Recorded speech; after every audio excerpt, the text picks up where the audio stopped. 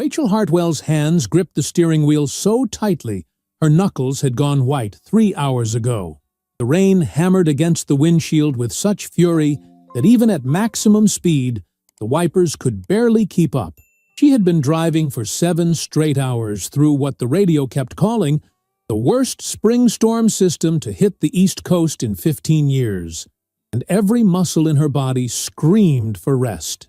The digital clock on the dashboard read 11:43 at night when she finally turned onto Maple Grove Avenue. Home. The word should have brought relief, but as Rachel pulled into the driveway of the 2-story colonial house, a cold knot of unease tightened in her stomach. Every single window was dark. Not even the porch light had been left on for her. She sat in the car for a moment, rain drumming on the roof, staring at the house she had been paying the mortgage on for the past 4 years. Derek's car was gone. So was Brandon's truck. The driveway was empty except for her modest sedan, its engine ticking as it cooled. Rachel grabbed her laptop bag and overnight case from the passenger seat, pushed open the car door, and immediately felt the cold rain soak through her blazer. She ran to the front door, fumbling with her keys, and finally stumbled inside, dripping water onto the hardwood floor of the entryway. "Derek?" Her voice echoed in the darkness. "Brandon?" Silence. Rachel flipped the light switch. Nothing happened. She tried again, flicking it up and down several times. The power was out. Perfect. She pulled out her phone and turned on the flashlight, casting a thin beam of light across the living room. Everything looked normal. The cheap leather couch Derek had insisted on buying last year, the coffee table with its usual scatter of Brandon's gaming magazines, the discount store curtains that Rachel had always hated, but never had the energy to replace. She walked through the living room toward the kitchen, her wet shoes squeaking against the floor.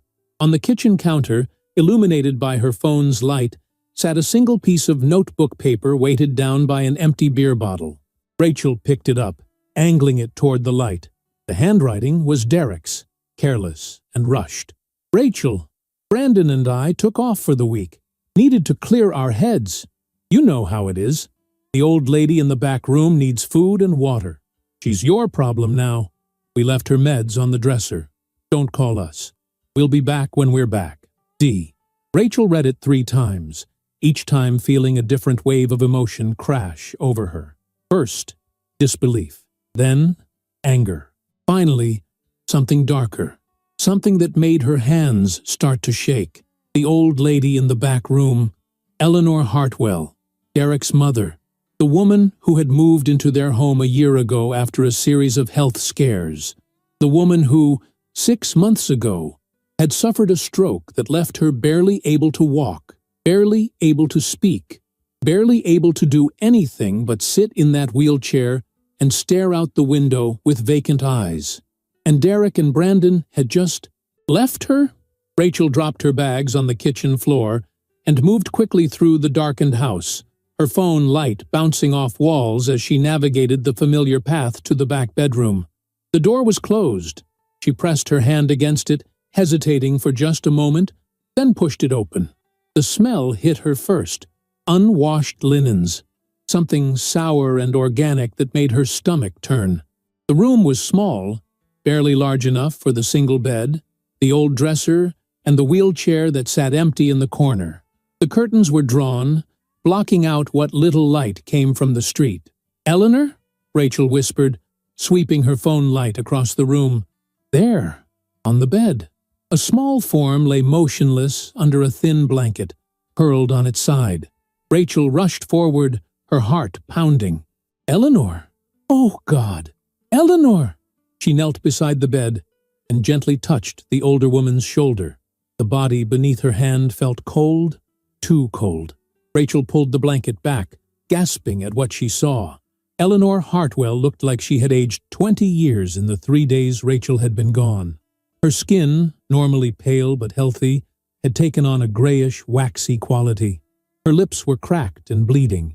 Her beautiful silver hair, which she had always kept neat even after the stroke, was matted against her skull with sweat and oil. The nightgown she wore was stained and damp. "Eleanor, can you hear me?" Rachel's voice cracked.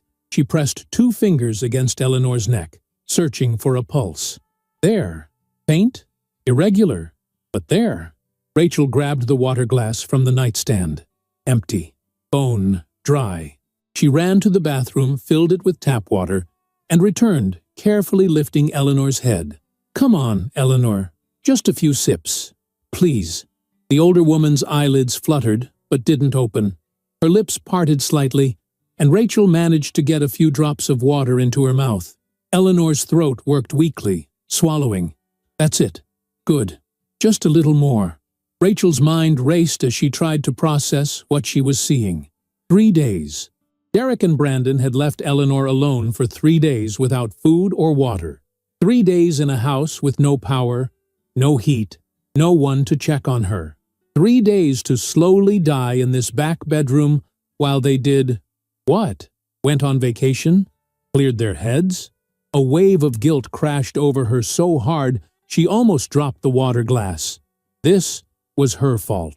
She had known Derek resented having his mother in the house. She had known Brandon treated Eleanor like an inconvenience, something to step around on his way to the refrigerator.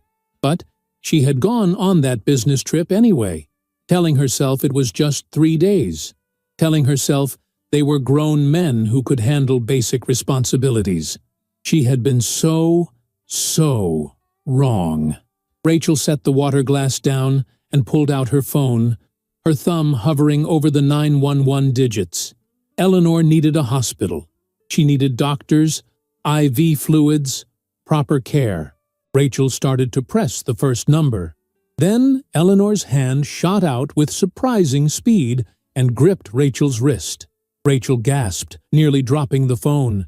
She looked down into Eleanor's face. The older woman's eyes were open now, and they were not vacant. They were not confused. They were sharp, focused, and burning with an intensity that made Rachel's breath catch. "Don't," Eleanor whispered, her voice hoarse but clear, clearer than Rachel had heard it in 6 months. "Please, don't call anyone. Not yet." Rachel stared, her mind struggling to understand what was happening. "Eleanor, you need help. You're severely dehydrated. You could have organ damage. I have to... Listen to me." Eleanor's grip on Rachel's wrist tightened. Her fingers, which Rachel had thought too weak to hold a spoon, now dug into her skin with surprising strength. "I need you to listen very carefully. What I'm about to tell you will change everything. But first, I need you to promise me you won't call for help until I've finished talking. Can you promise me that?" Rachel's heart hammered against her ribs. I don't understand. Eleanor, you've barely spoken 10 words in 6 months. How are you?" "Promise me, Rachel." Eleanor's eyes locked onto hers with laser focus. "Please, I'm asking you to trust me for just 10 minutes. 10 minutes. And then you can do whatever you think is best. But give me 10 minutes first." Rachel's logical mind screamed at her to call the ambulance immediately. Eleanor was clearly suffering from delirium. Dehydration could cause hallucinations, confusion, altered mental states. This was a medical emergency, not a time for conversation. But something in Eleanor's eyes stopped her. Something that looked nothing like confusion or delirium. Something that looked calculated, aware, almost victorious. 10 minutes, Rachel heard herself say. "But if you lose consciousness, or if I think you're in immediate danger, I'm calling 911. No arguments." Eleanor's grip relaxed slightly. A small smile touched her cracked lips. "That's fair. Now, help me sit up. I can't have this conversation lying down like an invalid." Rachel hesitated, then carefully helped Eleanor into a sitting position, propping pillows behind her back. The older woman winced with the movement, but there was a determination in her face that Rachel had never seen before, or rather, hadn't seen in 6 months. Eleanor took the water glass from Rachel's hand and drank deeply, her throat working steadily. She drained half the glass, then set it aside, and wiped her mouth with the back of her hand. When she looked at Rachel again, her eyes were even clearer. "What I'm about to tell you," Eleanor said slowly, "is going to sound insane. You're going to think the dehydration has made me delusional, But I need you to hear me out completely before you react. Can you do that?" Rachel nodded, unable to find her voice. Eleanor took a deep breath. "I'm not sick, Rachel. I haven't been sick for 5 months. The stroke was real, yes. 6 months ago, I did have a minor cerebral event, but I recovered. Fully. Within 6 weeks, I had regained nearly all my motor function and cognitive ability. My doctor was amazed. Called it a miracle." Rachel's mouth opened, then closed. That's not possible. I've seen you. Every day. You can barely lift a spoon. You can't walk without the wheelchair. You don't speak. You just sit and stare." "I was acting," Eleanor said simply. "For the past 5 months, I have been conducting an experiment.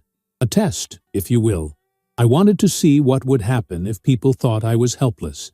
I wanted to see who would show their true colors when they believed I couldn't fight back, couldn't tell anyone what they'd done, couldn't defend myself." The room seemed to tilt around Rachel. "You've been faking? All of it? For 5 months?" "Not all of it. The first month after the stroke was real recovery. But once I realized I was getting better, much faster than expected, I saw an opportunity." Eleanor's voice grew stronger with each sentence. "You have to understand, Rachel. I've spent my entire life reading people, making judgments about character. I've built everything I have on my ability to see through facades. But nothing tests a person's true nature like vulnerability. When someone thinks you're weak, when they think you can't hurt them, or expose them or fight back, that's when you see who they really are." Rachel shook her head slowly.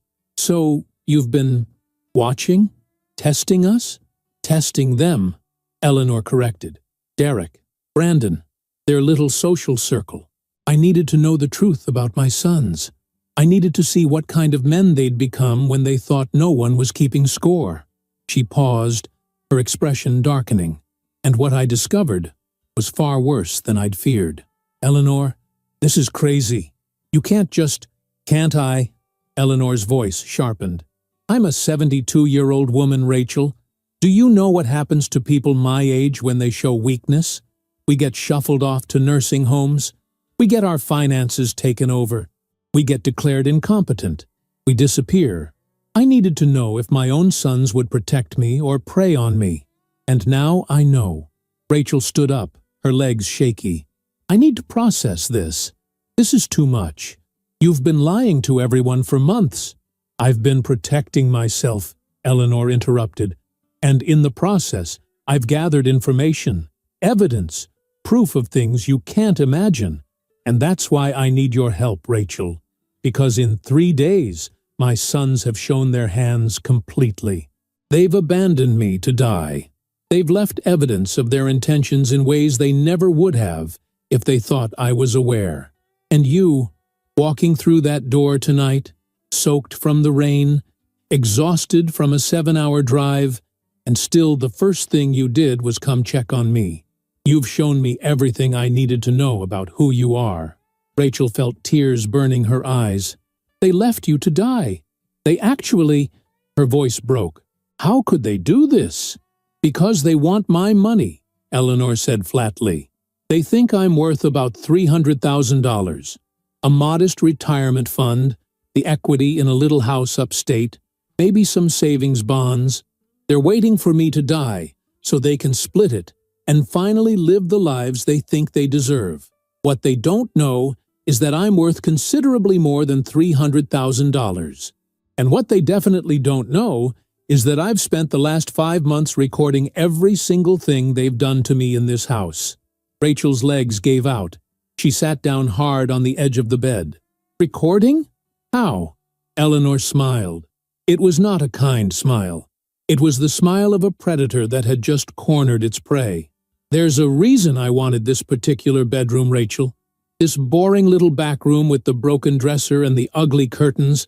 Derek thought I chose it because it was small and out of the way. He thought I was being humble, accepting my reduced circumstances. He had no idea I chose it because it has direct access to something very important. Something I had installed 6 months ago, right after the stroke, when I was still in the hospital and Derek was handling my affairs. What did you have installed? Eleanor's smile widened. Everything, Rachel. I had everything installed. And in 10 seconds, I'm going to show you. But first, I need to take my real medication. The medication I've been hiding from them. The medication that's kept me healthy enough to pull this off. She gestured toward the old dresser. Bottom drawer, left side. There's a false bottom. Press down on the left corner and slide it toward the right. Rachel moved to the dresser on autopilot, her mind reeling. She opened the bottom drawer, found the corner Eleanor had described, and pressed. The bottom of the drawer slid aside, revealing a hidden compartment. Inside were 4 prescription bottles, a small leather journal, and what looked like a television remote. Bring me the bottles, Eleanor said. I need to take them before I can show you the rest. 3 days without them, and I really am starting to feel weak. Rachel brought the bottles to her. Eleanor opened each one with steady hands that showed no sign of the tremors Rachel had watched her fake for months. She swallowed 4 different pills with water, then took a deep breath. Better. Now, bring me that remote. Rachel retrieved it, studying the unfamiliar device. It looked like a universal remote, but the buttons were labeled with things like main, kitchen, bedroom 1, bedroom 2. Eleanor took the remote and pointed it at the wall opposite the bed. You asked how I've been recording everything. Watch. She pressed a button, and a section of the wall that Rachel had always thought was just ugly wood paneling slid aside with a soft mechanical hum. Behind it was a flat-screen monitor, and beneath the monitor, built into a recessed shelf, was a professional security system with multiple hard drives, timestamps, and a control panel that looked like something from a security company's main office. Rachel stared. What? What is that? That, Eleanor said, her voice filled with grim satisfaction, is how I'm going to destroy them. Every room in this house has been under surveillance for 5 months, and the things I've recorded, Rachel, the things my sons have done when they thought no one could see, when they thought no one could hear, when they thought the senile old woman in the back room was too far gone to understand what was happening around her. She pressed another button, and the screen flickered to life. Let me show you who Derek and Brandon really are. Rachel couldn't move. She stood frozen in front of the monitor as Eleanor cycled through camera feeds with practiced ease. The screen split into 4 quadrants, each showing a different room of the house in crystal clear high definition. Living room, kitchen, the main bedroom Rachel shared with Derek, the guest room where Brandon stayed. The installation was done by a company called SecureWatch Solutions, Eleanor explained, her voice growing stronger with each passing minute as the medication took effect. They specialize in elder care monitoring. I told Derek and Brandon I was terrified of falling when I was alone, that I needed cameras for safety. Medical monitoring, I called it. They were actually enthusiastic about it. Derek even signed all the installation contracts without reading them. He signed contracts? Rachel's voice came out barely above a whisper. Every single page. Eleanor's smile was cold. Legal authorization for a comprehensive home security system, including audio recording in all common areas. Completely legal, completely documented, completely his own doing. The irony is delicious. He thought he was agreeing to install cameras so he could ignore me more easily. Check on the senile old lady from his phone instead of actually walking to my room. What he actually did was authorize his own surveillance. Eleanor pressed another button, and the timestamp on the screen jumped backward. Let me show you what your husband has been doing while you've been working 60-hour weeks to pay the mortgage on this house. The screen showed the living room, dated 3 months earlier.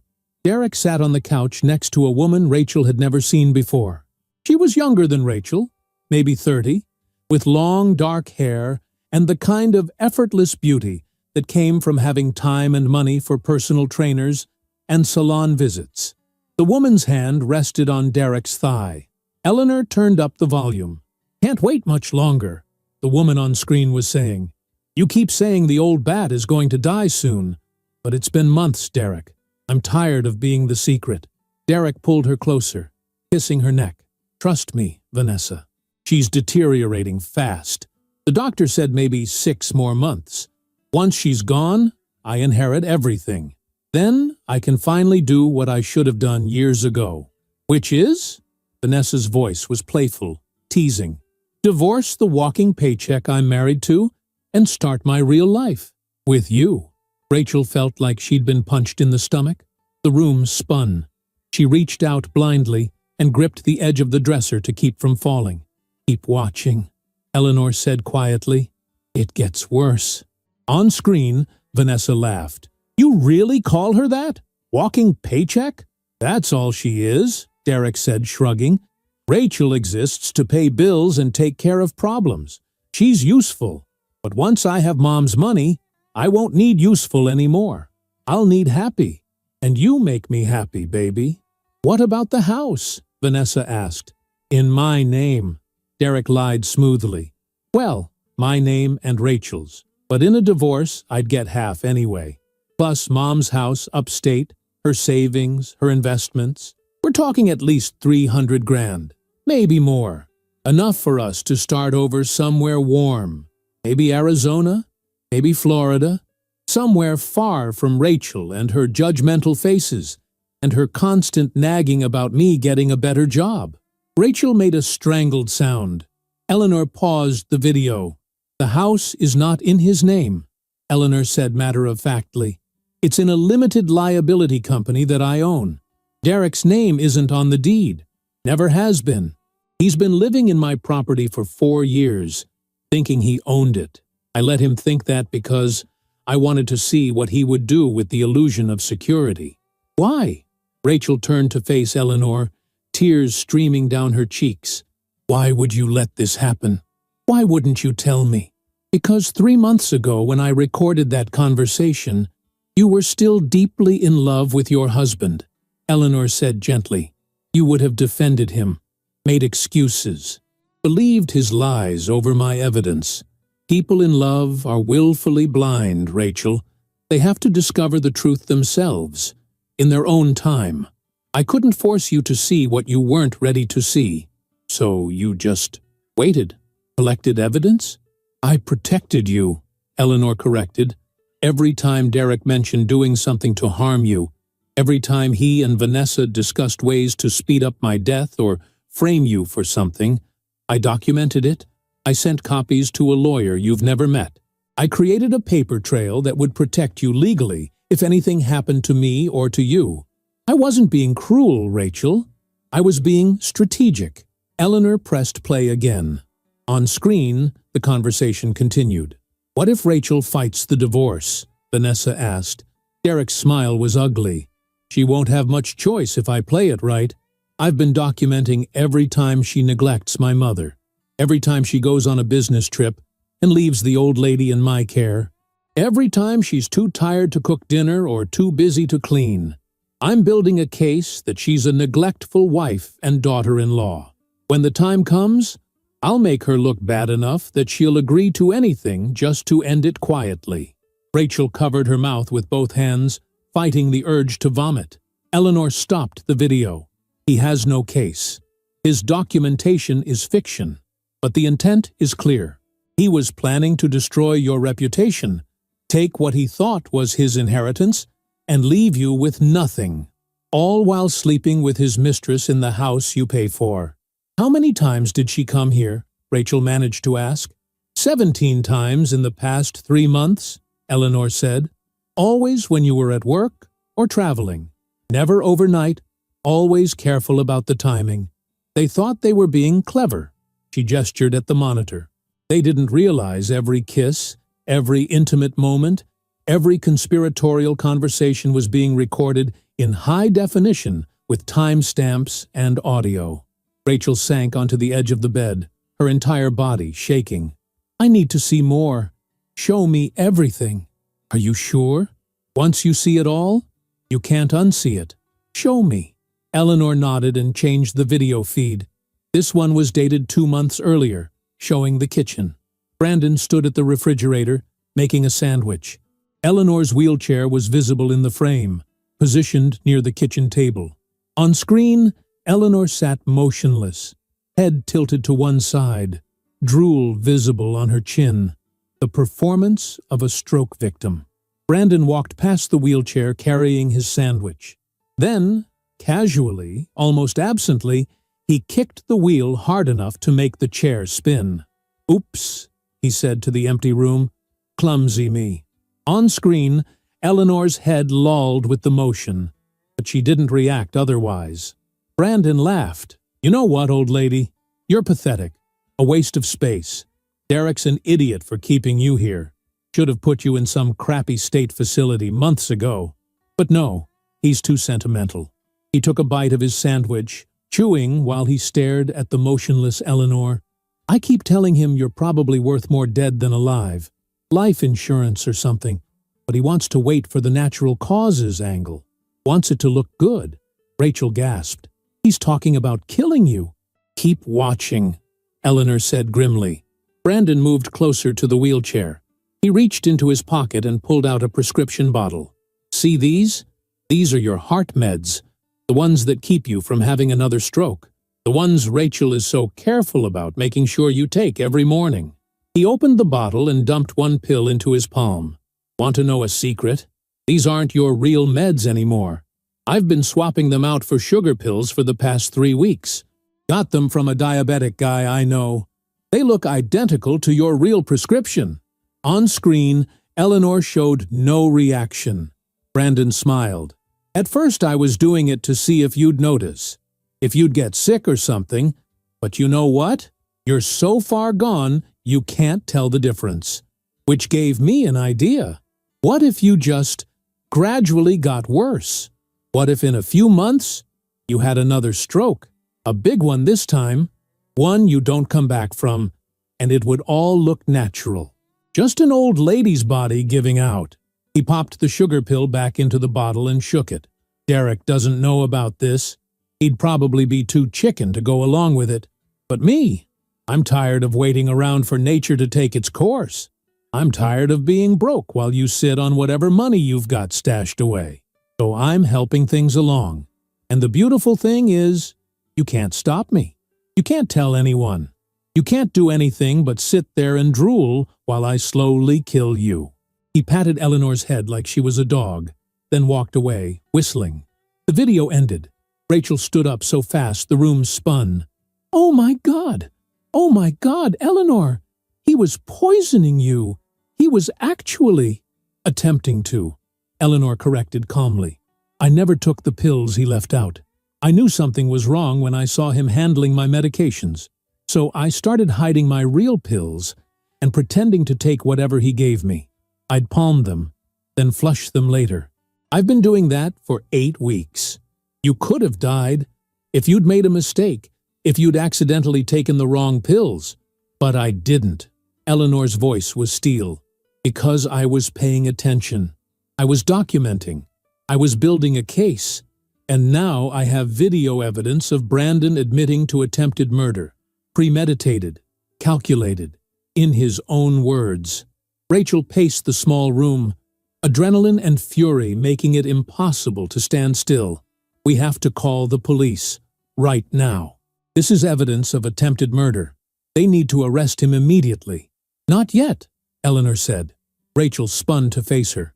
"What do you mean, not yet? He tried to kill you, and he'll pay for it. But if we call the police now, we only get Brandon. Derek's smart enough to deny knowing about the medication switch. He'll claim Brandon acted alone. Vanessa will disappear. They'll scatter like roaches when you turn on a light. I don't want roaches, Rachel. I want a complete extermination."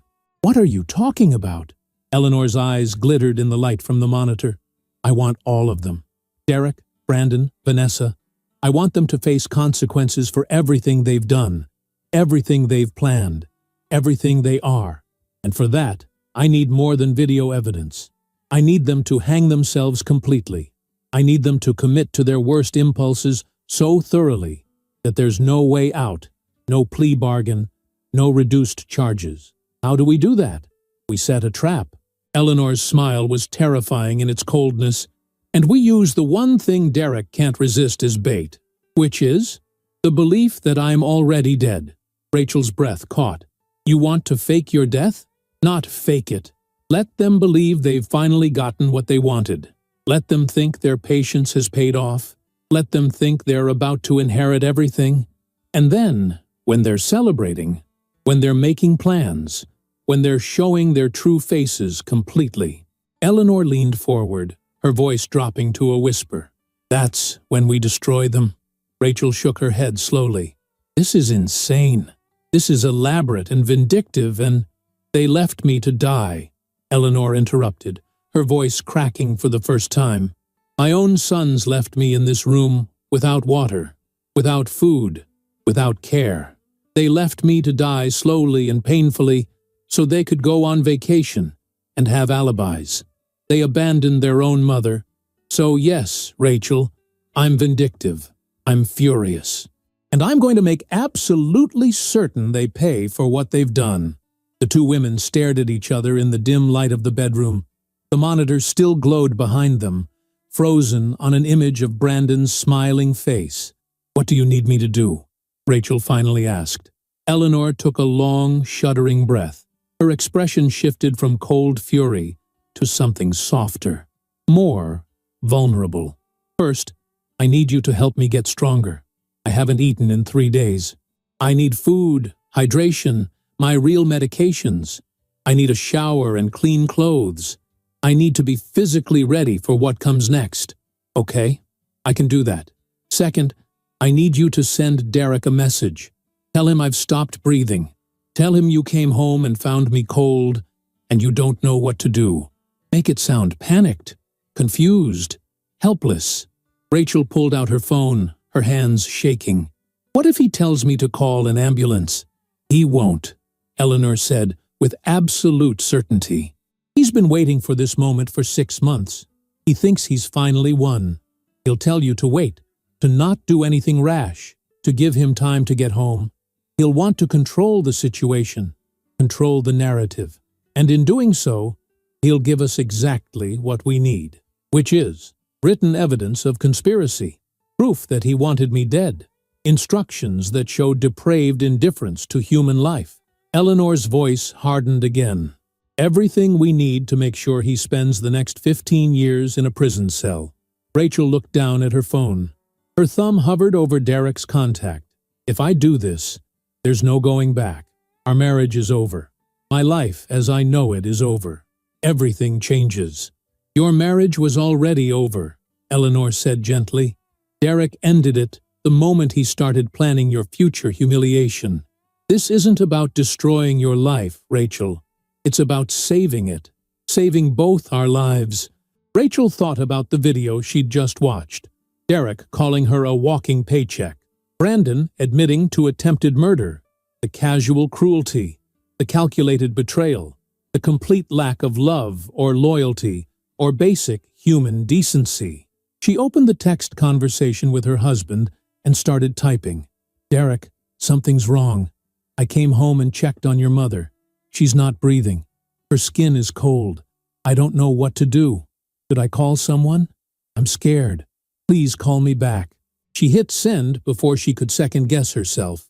3 seconds later, the phone buzzed with a response. Don't panic. Don't call anyone yet. I'm in the middle of something. Give me 20 minutes and I'll call you.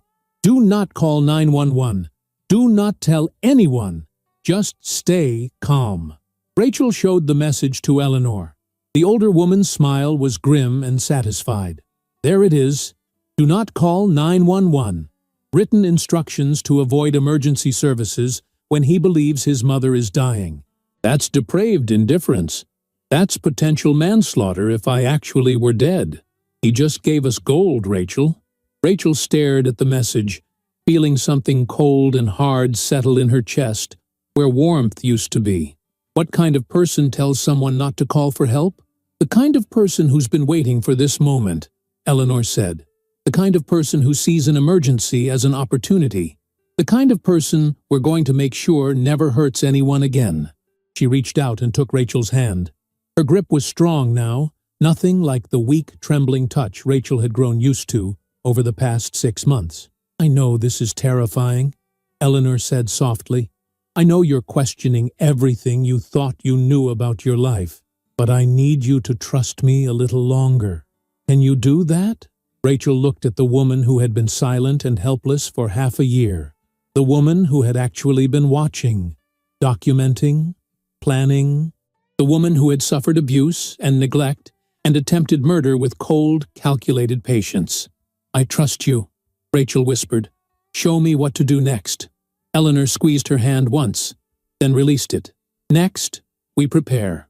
Because in approximately 6 hours, when Derek realizes he needs to come home and deal with the situation, he's going to walk into a house that looks very different from the one he left. And by the time he understands what's really happening, it will be far too late for him to save himself. What are we going to do in 6 hours? Eleanor's smile was almost gentle. We're going to take back everything they stole from us, starting with the truth about who I really am. She pressed another button on the remote, and a new image appeared on the monitor. It was a professional photograph, the kind that appeared in business journals and financial magazines. A younger Eleanor, maybe 50 years old, stood in an elegant office wearing a tailored suit. Behind her, visible through floor-to-ceiling windows, was a city skyline Rachel recognized as Boston. The caption beneath the photo read, Eleanor Hartwell, founder and CEO, Hartwell Capital Management Group, managing assets exceeding $2.4 billion across 8 states. Rachel's legs gave out for the second time that night. She collapsed onto the bed, staring at the image. 2.4 billion? Her voice came out as a squeak. That was 12 years ago, Eleanor said calmly. The number's higher now, considerably higher, but you get the idea. The helpless widow living on a modest pension, that was a role I played. The truth is somewhat different. Derek thinks you're worth $300,000. Derek is an idiot who never bothered to actually investigate his own mother's finances. He made assumptions based on the lifestyle I chose to show him. A small house upstate, modest clothes, no flashy cars or jewelry. He saw what I wanted him to see, and he never thought to look deeper. Rachel couldn't process what she was hearing. Why? Why live like that if you have billions? Because money makes people crazy, Eleanor said simply. I've seen it destroy families, corrupt children, ruin relationships. So when I retired publicly 12 years ago, I made a decision. I would live modestly, simply. I would test the people in my life to see who loved me for myself and who loved me for what I could provide. And I would only reveal my true resources to people who proved themselves worthy. And Derek failed that test. Spectacularly.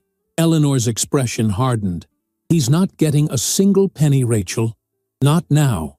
Not ever. Everything I have will go to people who actually deserve it. People who showed kindness without expectation of reward. People like you. Rachel shook her head frantically. I don't want your money.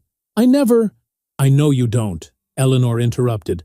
That's exactly why you're going to get some of it, whether you want it or not. But first, we have work to do.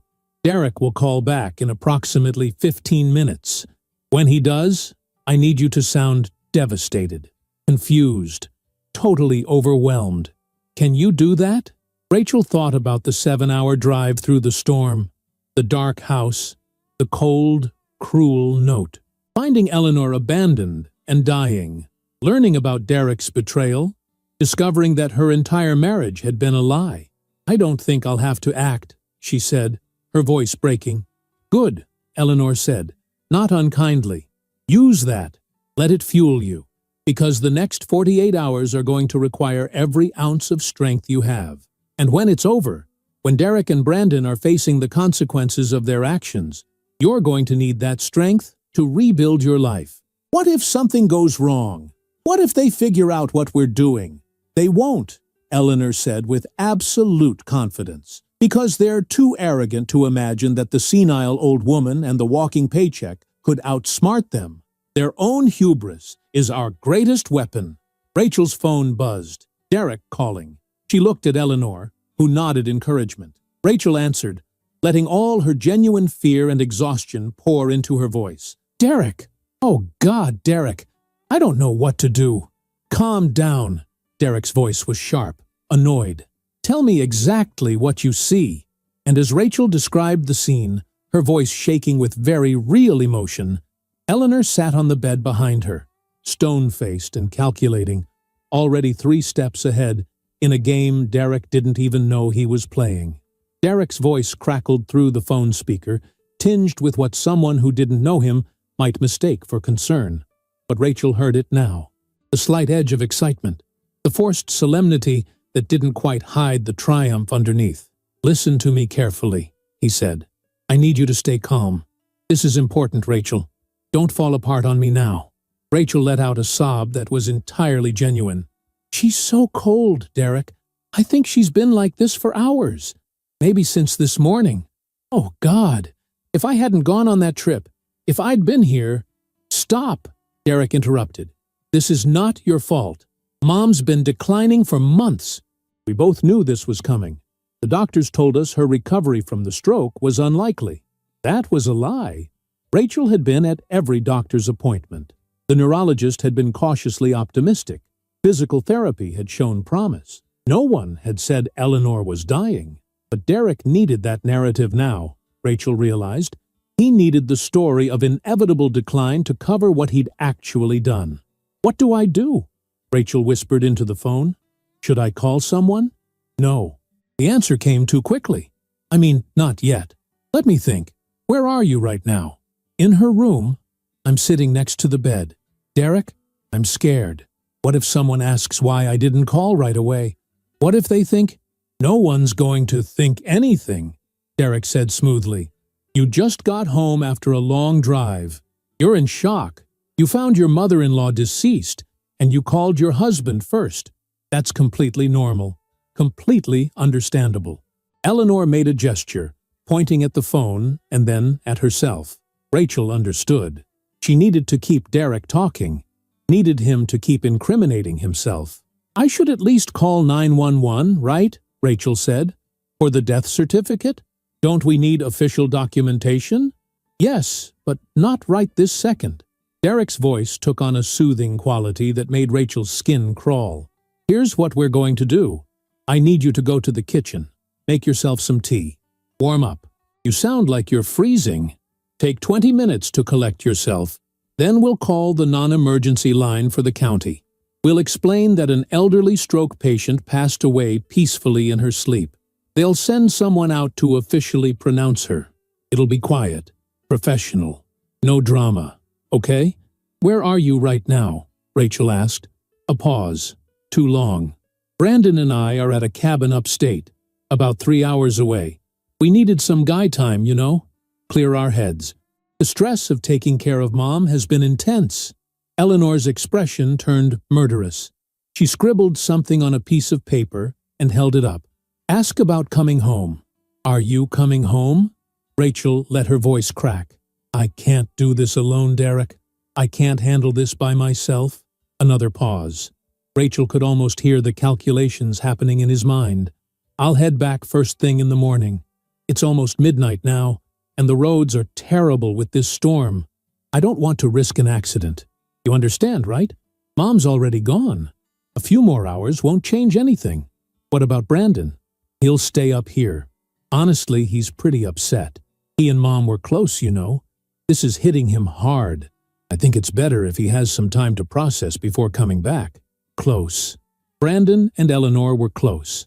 The man who had kicked her wheelchair and swapped her medication for sugar pills was supposedly too grief-stricken to come home. Rachel felt bile rise in her throat. Okay, she said weakly. Okay, first thing in the morning. That's my girl. Look, I need to go. I should tell Brandon about Mom. This is going to devastate him. But Rachel, don't do anything until morning. Don't call anyone. Don't touch anything in Mom's room. Just go to bed and try to get some rest. We'll handle everything properly when I get there. I love you. The last 3 words felt like acid in her ears. I love you too, Rachel forced herself to say. She ended the call and looked at Eleanor. He's not coming tonight. He said the roads are too dangerous. Of course he did. Eleanor's voice was bitter. He needs time to get his story straight. Time to coach Brandon. Time to call Vanessa and celebrate. They'll spend tonight planning how to play the grieving family, how to look appropriately devastated while they wait for the inheritance they think is coming. Eleanor stood up from the bed, steadier now than she'd been 30 minutes ago. The water and medication were working. Color was returning to her cheeks. Help me to the bathroom. I need to shower and change. I can't think clearly while I smell like 3 days of neglect. Rachel supported Eleanor across the hall to the bathroom. The older woman was still weak, still shaky, but there was strength returning with each passing minute. While Eleanor showered, Rachel went to the kitchen and made scrambled eggs, toast, and hot tea. Real food. The kind of sustenance Eleanor desperately needed. When Eleanor emerged from the bathroom 20 minutes later, wearing clean clothes from her closet, she looked almost like herself again. Her silver hair was clean and brushed. Her face, though pale and drawn, showed intelligence and determination. She sat at the small table in her room and ate slowly but steadily while Rachel watched. "Tell me about the house," Rachel said. "You said Derek's name isn't on the deed?" Eleanor swallowed a bite of toast. "The house is owned by an LLC called Riverside Properties Holdings. I created it 8 years ago. Derek and Brandon know the house exists, obviously. They live here, but they've never seen the actual paperwork. When they moved in, I told them I'd put the house in Derek's name as a gift. I showed them some documents I'd had my lawyer create, official-looking papers that said what they wanted to hear. They never bothered to verify. Why would you do that? Because I wanted to know if they'd take care of my property, or if they'd trash it the moment they thought it was theirs. I wanted to see if ownership would make them responsible or reckless." Eleanor's smile was grim. "You've seen how well they've maintained things. The broken cabinet in the kitchen that's been broken for 2 years. The leak in the upstairs bathroom they never fixed. The yard full of weeds because they couldn't be bothered to mow. They treated my house like a rental they didn't care about. That told me everything I needed to know." Rachel thought about the countless times she'd asked Derek to fix things, only to be told he'd get to it eventually. She'd assumed he was just busy with work. Now she understood. He didn't care, because he thought the house was already his. Why maintain something you already own? "What about Derek's job?" Rachel asked. "He makes good money. He's always talking about his important position." Eleanor's laugh was sharp and humorless. "Derek works for Harrison Financial Services. Do you know who owns Harrison Financial Services?" Rachel shook her head. "I do. Through a subsidiary of a subsidiary. It's one of 23 companies in my portfolio. I arranged for Derek to get hired there 11 years ago. I wanted him to have the opportunity to prove himself, to build a career on merit. Instead, he's been coasting on nepotism he doesn't even know exists. Every promotion he's received, every raise, every accolade, all of it was orchestrated by me through intermediaries. He thinks he's succeeded through talent. The truth is, he's barely competent. His supervisors keep him around because they think he has connections, which he does. He just doesn't know what those connections actually are." Rachel felt dizzy. "So his entire career is a fiction," Eleanor finished. "Built and maintained by me. The moment I withdraw my support, the moment I reveal the truth to the board, Derek will discover that he has no actual skills, no real accomplishments, and no prospects. He'll be unemployable in his field. His reputation will be destroyed when people realize his success was entirely manufactured. How much does he actually make? Theoretically, $195,000 a year. In reality, about 60% of that salary comes from a discretionary bonus fund that I control. The base salary for his actual position is around $78,000. Respectable, but not impressive. The rest is money I've been funneling to him through corporate channels. Money that will disappear the moment I choose to cut it off." Seat. Rachel stared at the woman in front of her, seeing her clearly for the first time. This wasn't a helpless widow. This wasn't a stroke victim barely clinging to life. This was a woman who had built an empire, controlled millions of dollars, and orchestrated complex financial structures across multiple states. And for 6 months, she had played the role of a debilitated elderly woman with such conviction that even Rachel, who had spent hours caring for her, had never suspected the truth. "Why did you let me struggle?" Rachel asked quietly. "I've been working myself to exhaustion trying to pay bills, cover expenses. You watched me leave for work at 6 in the morning and come home at 8 at night. You saw how tired I was. Why didn't you help me?" Eleanor set down her fork and met Rachel's eyes. "Because I needed to know who you were when no one was rewarding you for goodness. I needed to see if you would be kind to a helpless old woman, even when that kindness cost you something, even when it made your life harder, even when no one was watching or keeping score." She reached across the table and took Rachel's hand. "Do you remember 3 months ago, late on a Thursday night?" Rachel shook her head. "You came into my room around 11 o'clock. You thought I was asleep. You'd just gotten home from a work dinner that ran late. You were exhausted. I could see it in every line of your body. But you came in anyway to check on me. And when you saw that the blanket had slipped off the bed, you didn't just pull it back up. You tucked it carefully around me. You smoothed my hair. You whispered, 'Sleep well, Eleanor. I hope you're having good dreams.'" Eleanor's voice thickened. That moment, that tiny, simple moment, when you were gentle with someone you thought couldn't appreciate it, couldn't thank you, couldn't give you anything in return. That's when I knew. That's when I understood that you were genuine, that your kindness wasn't performance, it was character. Rachel felt tears sliding down her cheeks.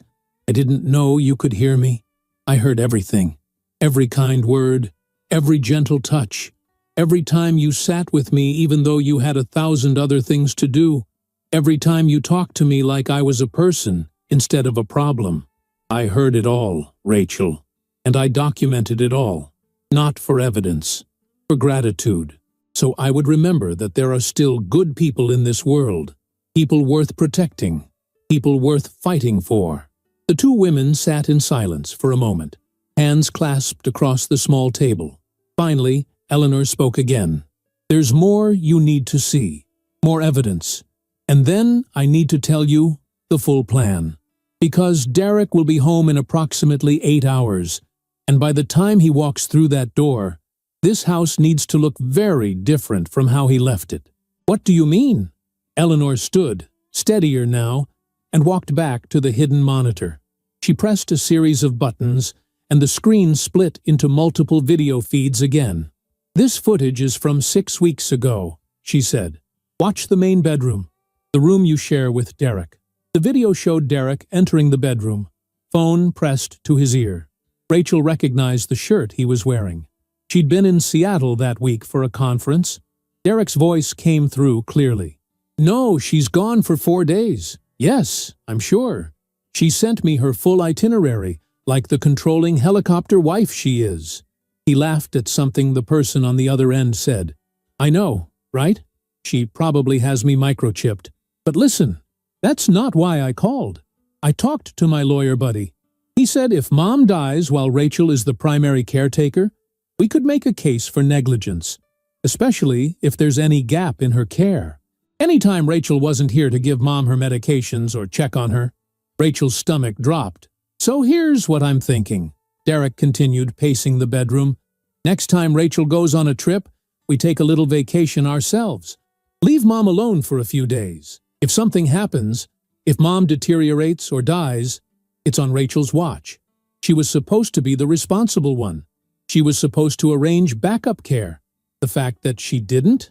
That's negligence. Maybe even manslaughter if we play it right." He sat on the edge of the bed. Their bed. The bed Rachel slept in every night. "And here's the beautiful part. If we can pin Mom's death on Rachel's negligence, she gets nothing in the divorce. No house, no sympathy, no credibility. She'd be lucky to avoid criminal charges. And all Mom's money comes to me free and clear. No split, no fight, no complications." Eleanor paused the video. This was 6 weeks ago. He's been planning this for at least that long. The trip you just took to the East Coast? He saw that as his opportunity. He convinced Brandon to go along with it. They abandoned me deliberately, hoping I would die while you were gone. And then they would blame you for my death. Rachel couldn't breathe. The room spun. He was going to frame me for murder. Manslaughter, Eleanor corrected. Negligence, causing death. It's a lower charge, easier to prove, and in the court of public opinion just as damning. Your career would be over, your reputation destroyed. You'd be the woman who let her helpless mother-in-law die while she was off on a business trip. But I didn't know, Rachel whispered.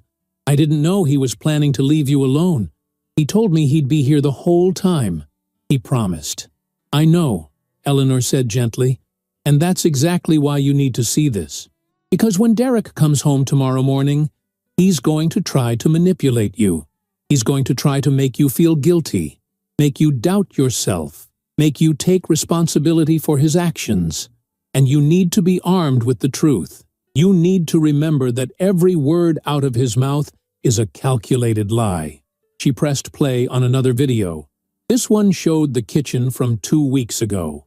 Brandon stood at the counter, phone in hand, having what was clearly a video call. Yeah, she's totally out of it, Brandon was saying, angling his phone toward Eleanor's wheelchair in the background. Look at her. Doesn't even know I'm talking about her. Doesn't react to anything.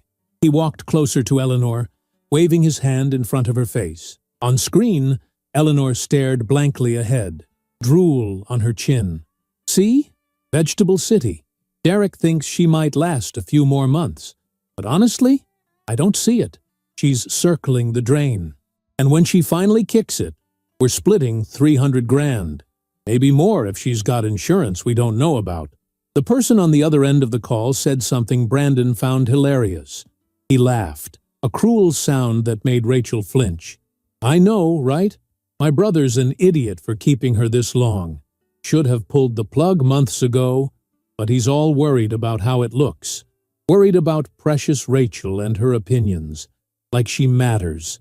She's just the bank account that pays the bills until we cash out. Brandon moved closer to the wheelchair again. Want to see something funny? Watch this. He reached into his pocket and pulled out a small bottle. The medication. He opened it, dumped a pill into his palm, and held it up to the camera. This is supposed to be her heart medication. Keeps her from having another stroke. But guess what it actually is? He popped the pill into his mouth and made an exaggerated chewing motion. Sugar pill. I've been swapping them out for weeks. She has no idea. Hell, even if she did know, what's she going to do? Tell someone? She can't even form a sentence.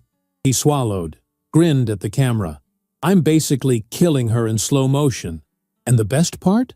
When she finally dies, it'll look like natural causes. Old lady with a history of strokes has another stroke. Tragic, but expected. No investigation, no questions, just a funeral and a check.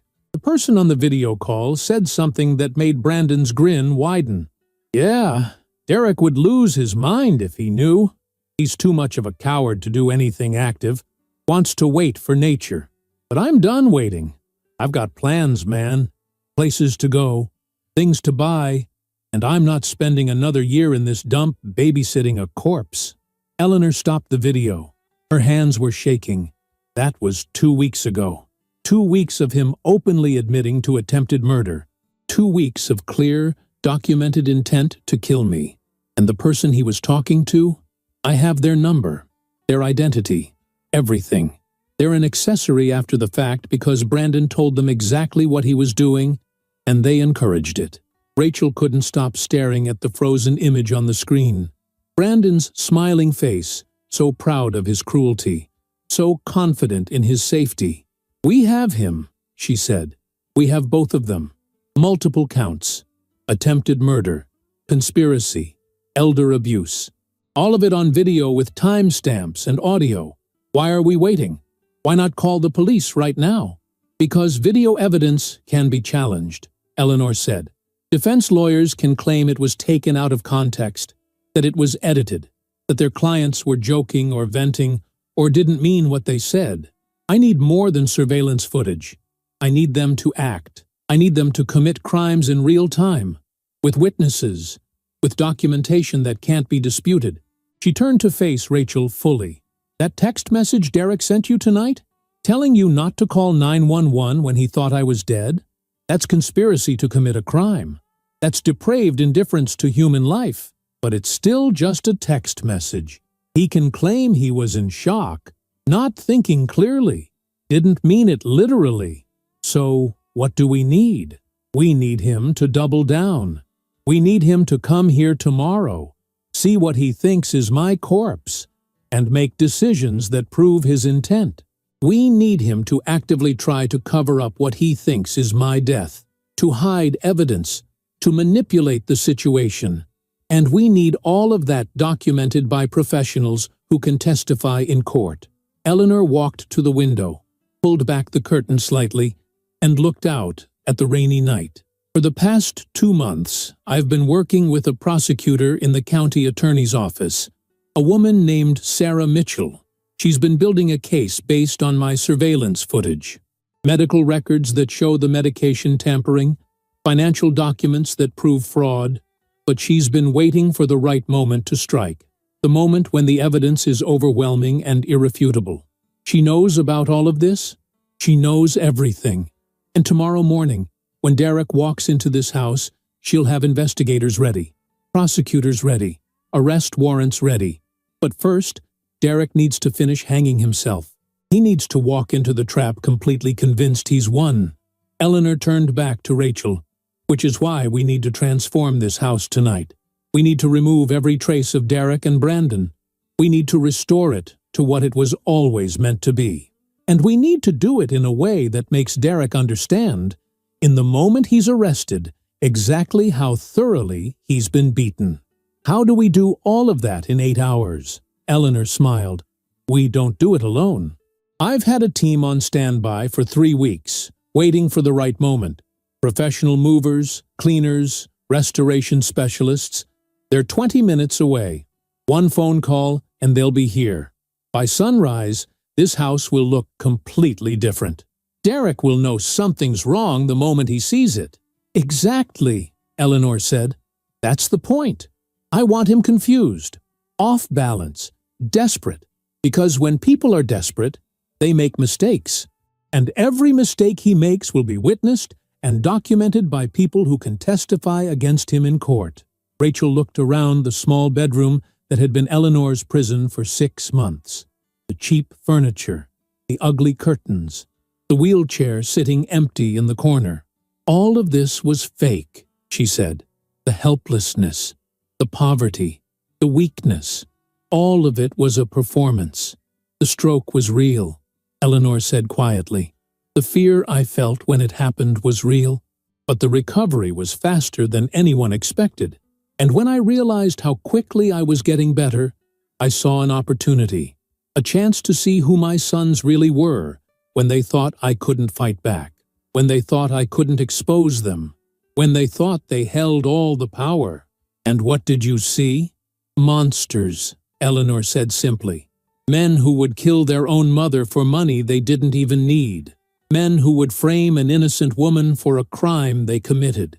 Men who deserve everything that's about to happen to them. She picked up her phone from the dresser. I'm going to make the call. The team will be here in 20 minutes. While we wait, I need you to understand something very important, Rachel. Once we start this, there's no stopping. Once those movers walk through that door, once we begin transforming this house, we're committed. Derek will be arrested. Brandon will be arrested. Your marriage will be over. Your life will change completely and irrevocably. I understand. Do you?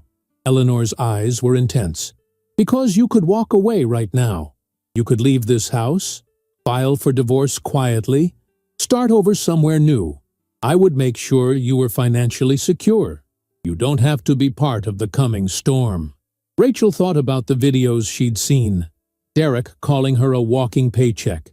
Brandon laughing about attempted murder. The casual cruelty. The calculated betrayal. The complete lack of humanity. She thought about 7 months of coming home exhausted to care for someone she thought was helpless. 7 months of Derek's false concern and Brandon's fake grief. 7 months of being used and manipulated and lied to by people who were supposed to love her. "Make the call," Rachel said. "I want to watch them burn." Eleanor smiled. "That's my girl." She dialed a number and spoke briefly to whoever answered. When she hung up, her expression was fierce and satisfied. 20 minutes. And then we go to war. 17 minutes later, 3 unmarked vans pulled quietly into the driveway. Despite the late hour and the rain that had finally softened to a drizzle, a team of 8 people emerged with the efficiency of a military operation. They wore matching dark blue uniforms with a logo Rachel didn't recognize, and they moved with purpose toward the house. Eleanor met them at the door, standing straighter than Rachel had seen in months. The team leader, a woman in her 40s with steel gray hair pulled into a tight bun, embraced Eleanor briefly. "Ms. Hartwell," the woman said, "it's good to see you on your feet." "It's good to be on my feet, Patricia. Thank you for coming on such short notice." Patricia glanced at Rachel, then back at Eleanor. This is Rachel, my daughter-in-law. The good one. She's with us completely." Patricia extended her hand to Rachel. "Patricia Donovan. I run Hartwell Estate Services. We've been on standby for 3 weeks, waiting for this call." "Estate Services?" Rachel shook her hand, confused. "One of Eleanor's companies," Patricia explained. "We specialize in estate transitions, property restoration, and asset recovery. Normally, we work with executors and trustees during inheritance processes. Tonight, we're doing something a bit different." Eleanor gestured toward the living room. "Everything in the main areas of this house needs to be removed and placed in storage unit 472. You have the address?" "We do," Patricia confirmed. "What about the items in the back bedroom?" "Those stay. Everything else goes. The furniture in storage unit 471 gets brought in and placed according to the original floor plan. You have photos?" Patricia pulled out a tablet and showed Eleanor a series of images. Rachel caught glimpses of elegant furniture, nothing like the cheap pieces currently filling the house. Leather sofas in rich cognac tones, a dining table that looked like actual wood instead of pressed particle board, artwork that appeared expensive even in thumbnail size. "Perfect," Eleanor said. "How long do you estimate?" Patricia checked her watch. "With 8 people? 4 hours for removal and deep cleaning. Another 2 for installation and arrangement. We'll be done by 7 in the morning." "Derek will be here by 8, Eleanor said. "That gives us an hour buffer. Let's move." The team dispersed throughout the house like a choreographed dance. 2 people went immediately to the living room and began wrapping furniture in protective blankets. Another pair headed upstairs to the bedrooms Derek and Brandon used. Patricia and 2 others consulted blueprints spread across the kitchen counter, marking sections and making notes. Rachel stood in the entryway, overwhelmed. "This is really happening." Eleanor touched her arm. "Come with me. There's something else you need to see before we go any further." She led Rachel back to the hidden monitor in the back bedroom. "I told you I've been working with a prosecutor. What I didn't tell you is the full extent of the investigation. It goes beyond Derek and Brandon." She pulled up a new video file. This one dated just 4 days ago. The timestamp showed 2 in the afternoon. The location was clearly a restaurant, based on the background noise and table settings visible in the frame. Derek sat across from Vanessa. They were holding hands across the table. "Only a matter of time now," Derek was saying. "Mom's deteriorating fast. The doctor said maybe 2 weeks, a month at most." That was a lie. There had been no recent doctor's appointment. Eleanor had refused all medical visits for the past 3 months, claiming through her apparent confusion that she didn't want to go. Derek had used that refusal to craft whatever narrative suited him. "And you're sure about the will?" Vanessa asked. "You're certain everything comes to you?" "Mom never changed it after Dad died. I'm the oldest son. I'm the executor. Everything flows through me. Brandon will get his share, but I control the distribution." "And Rachel?" Derek laughed. "She's not even in the will. She's not family by blood. She gets nothing. Vanessa leaned forward. What about the house? In my name, has been for years. Rachel's been paying the mortgage on property that's legally mine. When we divorce, she'll realize she's been funding my asset for our entire marriage. The look on her face when she figures that out will almost be worth the hassle of the divorce proceedings. Do you think she'll fight it? Derek shrugged. She can try. But I've been documenting her neglect of Mom for months. I have dates, times, instances where she was too busy with work to provide proper care. Any judge will see that she prioritized her career over family. That makes her look cold, selfish. Exactly the kind of person who shouldn't get a sympathetic settlement. Vanessa sipped her wine. And once it's all final, once you have the inheritance and the divorce is done, we go to Arizona like we planned. I'll buy that house you liked in Scottsdale. We'll start fresh. No more walking on eggshells around Rachel and her judgmental attitude. No more pretending to care about Mom's medical updates. Just us, living the life we deserve. I can't wait, Vanessa said, squeezing his hand. I'm tired of being the secret. Soon, baby. Very soon. Mom's hanging on by a thread, and the second she lets go, everything changes. Everything becomes ours. Eleanor stopped the video. This was 4 days ago. 72 hours before they abandoned me and went on their vacation. They were already celebrating my death before it happened. Already planning their future with money they thought was coming. Rachel felt numb. The house in Scottsdale. He was that specific? I had it checked out, Eleanor said. He put in an offer 3 weeks ago, contingent on pending inheritance. The seller's agent has documentation. Written proof that Derek was planning to use my estate to buy a home with his mistress. That's fraud, misrepresentation of assets, intent to steal from an estate before the person is even deceased. How did you get all this footage? Rachel asked. This is in a restaurant. Public place. Vanessa's phone, Eleanor said simply. She's very active on social media. Takes photos of everything she eats, everywhere she goes, everyone she's with.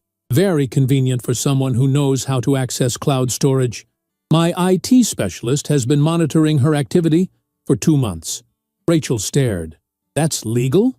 Ethically questionable, Eleanor admitted. But the conversation itself is admissible. It took place in public with no expectation of privacy. Anything they said within earshot of other diners is fair game. And Vanessa was kind enough to document the date, time, and location with her own photos. She posted 3 pictures from that lunch to her social media accounts. Pictures that show her and Derek together, holding hands, clearly in a relationship. That destroys any claim Derek might make that she was just a colleague or friend. From the living room came the sound of furniture being moved, wrapped, and carried out to the waiting vans. The transformation had begun. Eleanor pulled up another file on the monitor.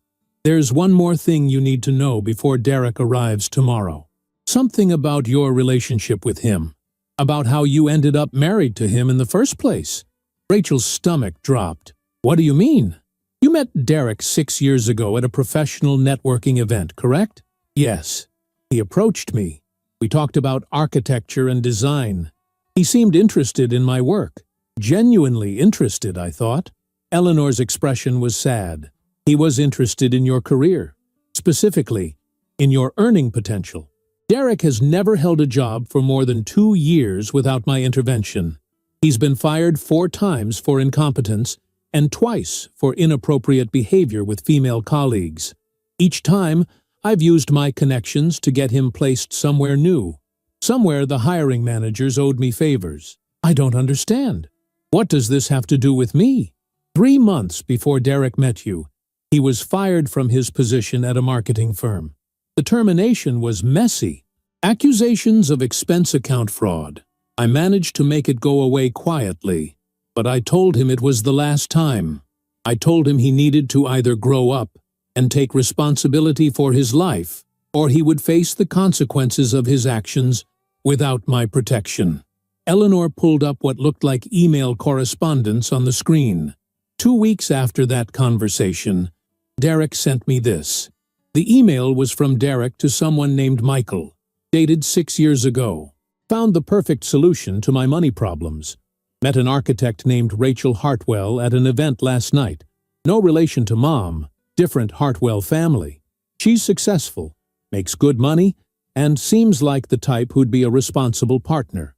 Not as hot as the girls I usually date, but she's got that stable career woman thing going on. Mom's been on my case about settling down anyway.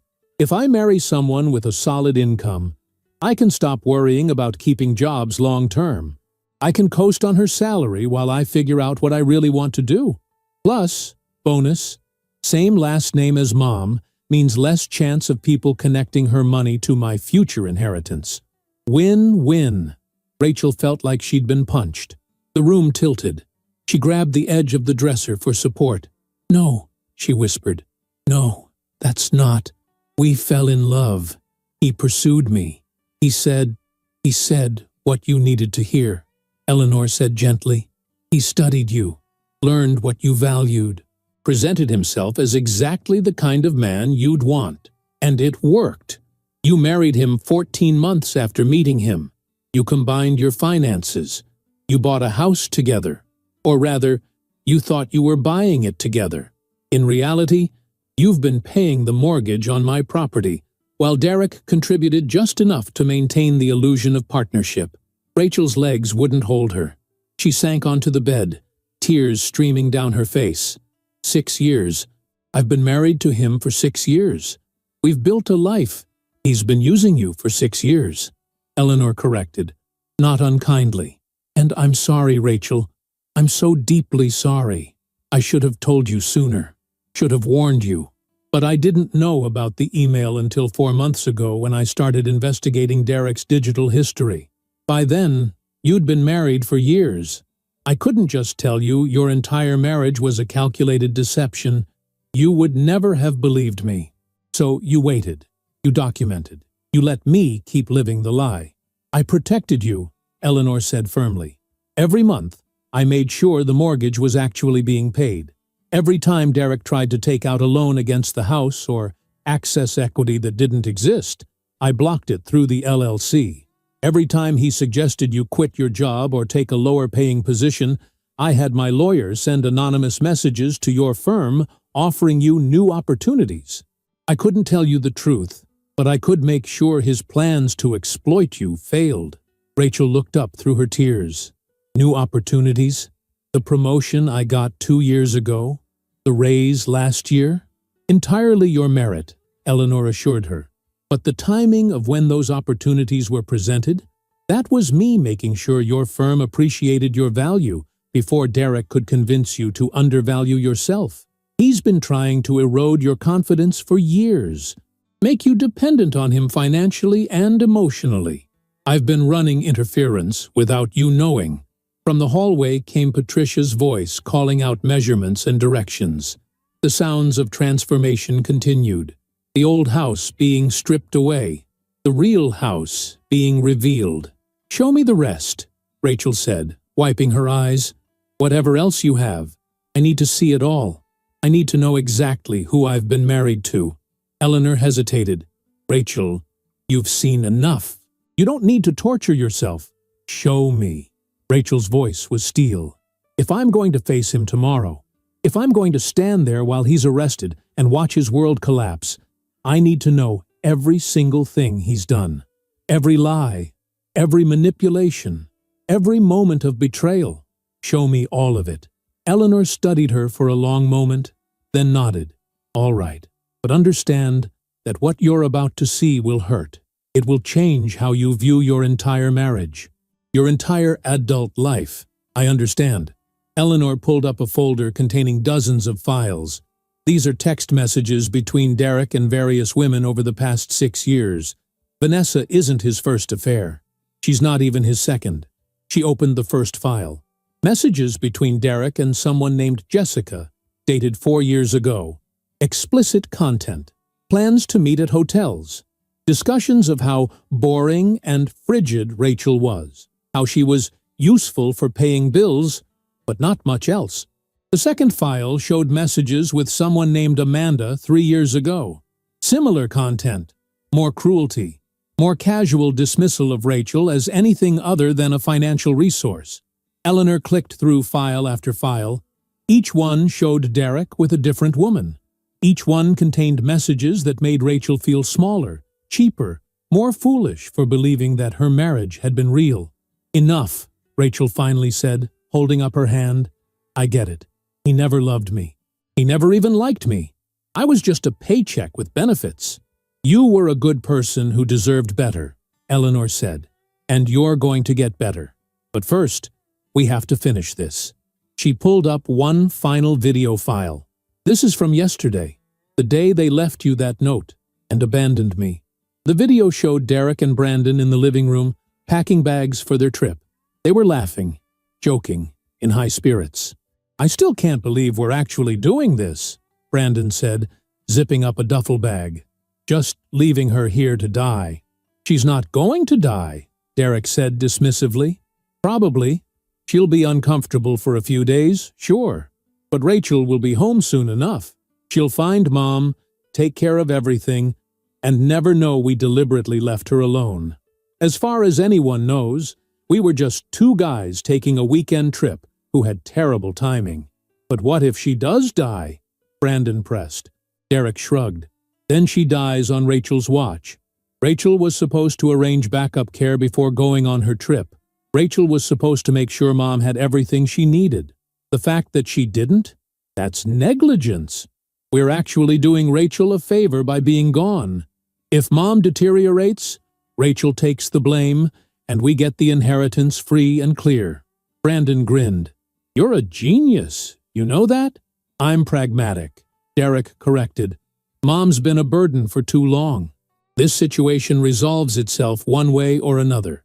Either she survives a few uncomfortable days and learns to be less demanding, or she doesn't survive, and we move on with our lives. Win-win." He picked up a piece of paper and scribbled the note Rachel had found. The cold, dismissive message about the old lady in the back room. "This should cover it," Derek said, propping the note against the beer bottle. "Rachel will come home, find this, deal with Mom, and we'll come back in 3 days like nothing happened. Perfect alibi. Perfect outcome." The video ended. Rachel sat in silence for a long moment. When she finally spoke, her voice was eerily calm. "I want him destroyed. Not just arrested. Not just prosecuted. I want his entire life dismantled. Every lie exposed. Every manipulation revealed. Every person who ever believed he was a good person needs to know the truth." "That's exactly what's going to happen," Eleanor promised. "The prosecutor has everything. The videos, the messages, the financial records showing fraud and exploitation, the medical evidence of Brandon's medication tampering, the recorded conversations showing conspiracy and intent. When they're arrested tomorrow, they won't just face criminal charges, they'll face complete social and professional annihilation." A knock on the bedroom door interrupted them. Patricia stood in the doorway. "Ms. Hartwell, we're ready for the second phase. The living room and dining room are clear. Kitchen is clear. Both upstairs bedrooms are packed. We can start bringing in the real furniture whenever you're ready." Eleanor stood. "Let's do it. Rachel, come with me. I want you to see what this house was always supposed to look like." They walked through the now empty main floor. The cheap furniture was gone. The discount store decorations had been removed. Even the carpet, stained and worn, had been pulled up to reveal beautiful hardwood floors underneath. Patricia consulted her tablet. "The hardwood just needs a quick polish. We can have that done in 30 minutes. The furniture from storage is loaded and ready. Where would you like us to start?" "Living room," Eleanor said. "Let's rebuild from the ground up." For the next 4 hours, Rachel watched as the house transformed. The team worked with quiet efficiency, bringing in pieces that made the cheap furniture look like garbage in comparison. A leather sofa in rich cognac tones that Patricia explained was Italian, custom-made, 12 years old, but maintained perfectly in climate-controlled storage. An antique coffee table that Eleanor said had belonged to her grandmother. Artwork that even Rachel's untrained eye recognized as expensive originals. The dining room received a table that could seat 10, made of dark walnut with an oiled finish that glowed in the light. Chairs upholstered in cream fabric, a china cabinet containing dishes that looked antique and precious. The kitchen, which had been functional but unremarkable, received new hardware on all the cabinets, a fresh coat of paint, and organizational systems that made it look like something from a design magazine. Even the small details changed. The discount store curtains were replaced with custom drapes in muted earth tones. The cheap plastic trash cans became stainless steel. The fluorescent overhead lighting was swapped for elegant fixtures that cast warm, inviting light. By 6 in the morning, the house looked like a completely different property. Elegant, sophisticated, expensive, the home of someone with wealth and taste.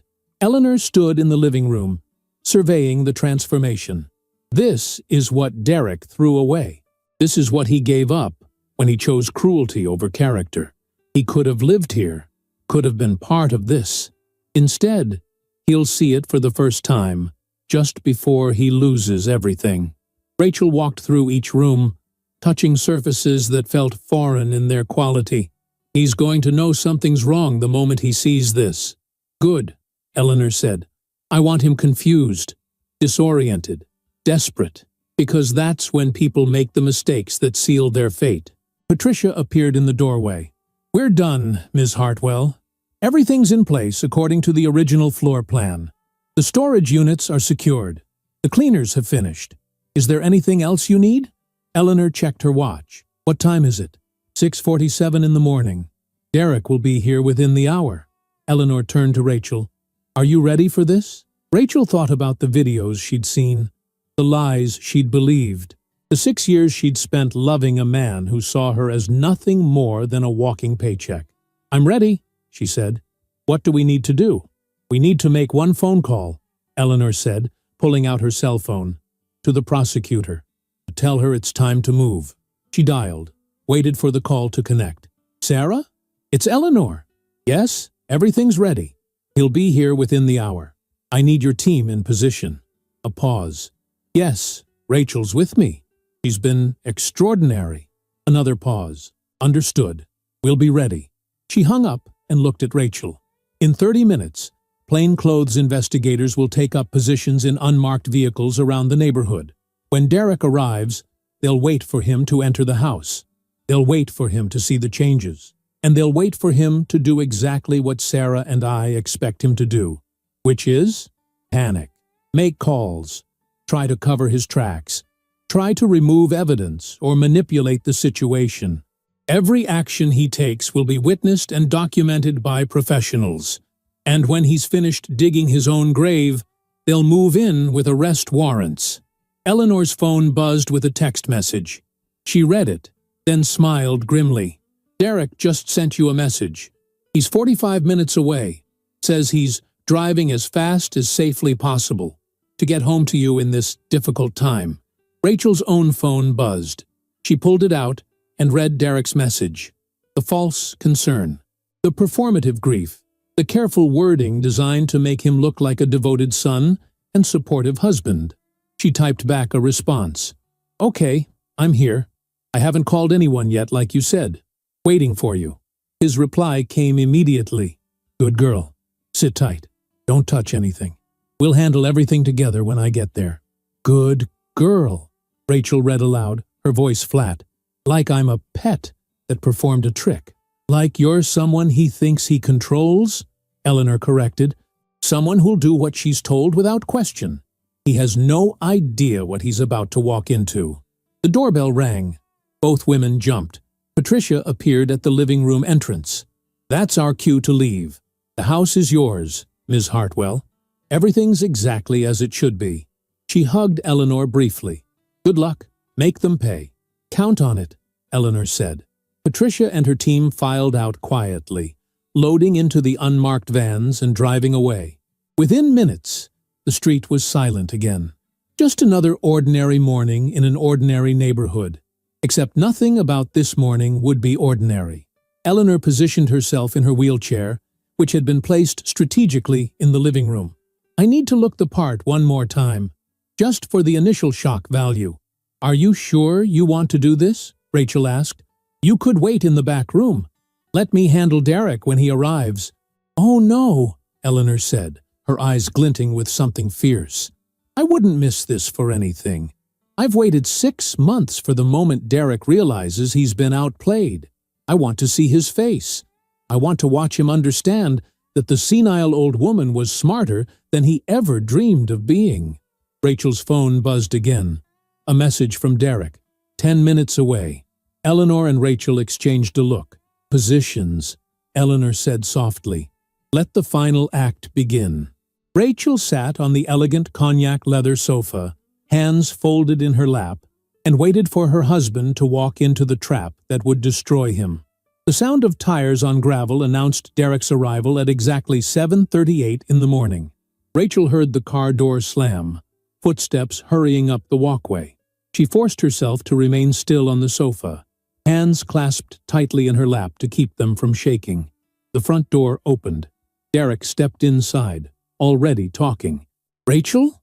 Baby, I'm so sorry it took me this long to get here. The traffic was insane and... He stopped mid-sentence. His mouth hung open. His eyes went wide as he took in the living room that looked nothing like the house he'd left 3 days ago. The cheap furniture was gone. In its place stood elegant pieces he'd never seen before. The worn carpet had vanished, revealing gleaming hardwood floors. Original artwork hung on walls that had been repainted in sophisticated earth tones. Even the lighting was different, casting warm shadows instead of the harsh fluorescent glare he was used to. What the hell? Derek's voice came out strangled.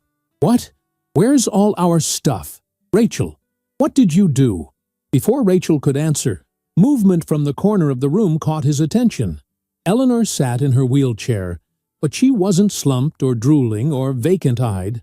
She was sitting upright, alert, watching him with an expression of cold calculation. Hello, Derek, Eleanor said, her voice clear and strong. Welcome home. Derek stumbled backward, hitting the wall. Mom? You're alive? Rachel said you weren't breathing. She said you were dead. I said your mother stopped breathing and felt cold, Rachel corrected, her voice remarkably steady. You were the one who assumed she was dead. You were the one who told me not to call for help. Remember? Derek's eyes darted between the two women.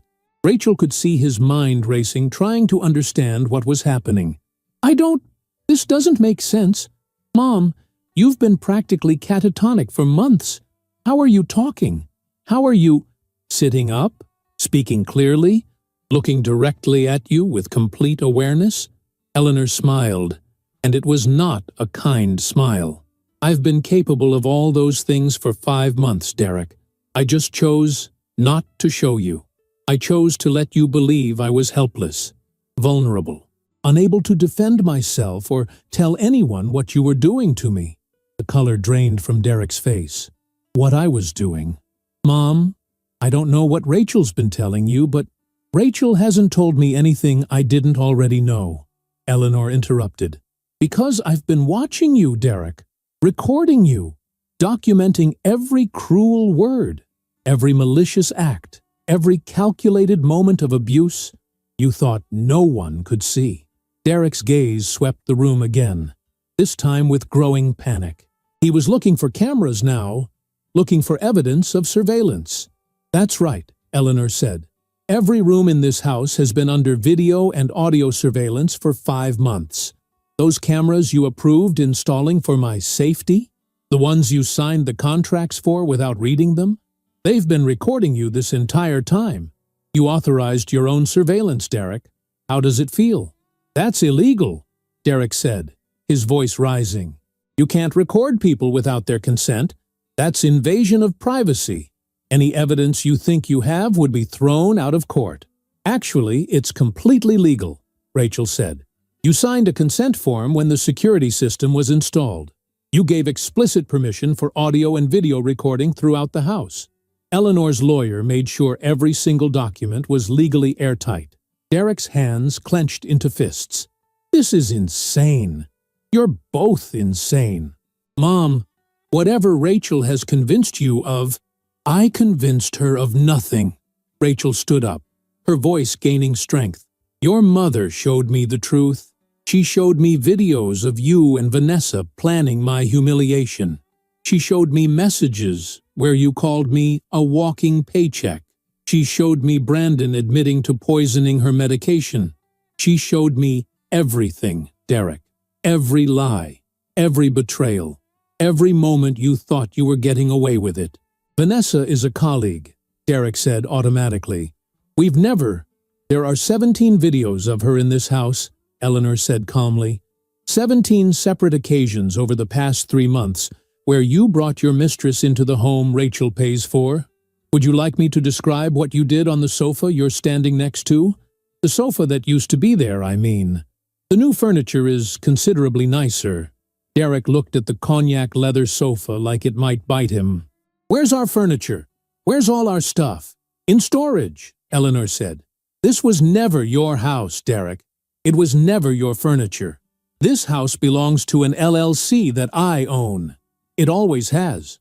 I let you think your name was on the deed because I wanted to see what you'd do with the illusion of ownership. The answer? You neglected my property, filled it with garbage furniture, and treated it like something you couldn't be bothered to care for. That's impossible. I saw the documents. My name was right there.